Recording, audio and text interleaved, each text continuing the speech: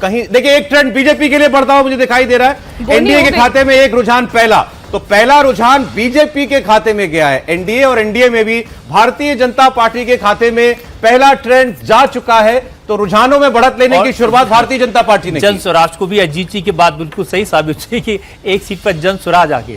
तारापुर से सम्राट चौधरी आगे दिखाई दे रहे हैं। तारापुर से ये पहला रुझान जोकीहाट से जन स्वराज के नेता वो आगे चल रहे हैं।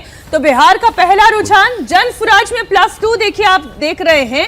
और अभी अभी महागठबंधन में भी आप देख रहे हैं एक सीट ऐड होते हुए आरजेडी को एक सीट पर बढ़त मिलते हुए दिखाई दे रही है। या एक सीट पर बीजेपी, एक सीट पर 2 सीट पर आरजेडी हो गई है और जन स्वराज 2 सीट पर इस वक्त आगे चल रही है। तो बिहार के इलेक्शन में पोस्टल बैलेट में अभी पीछे बिल्कुल नहीं बल्कि आगे ही लीड में दिखाई दे रहे हैं जन स्वराज और प्रशांत किशोर। तेजस्वी यादव की पार्टी भी 2 सीटों पर इस वक्त आगे चल रही है।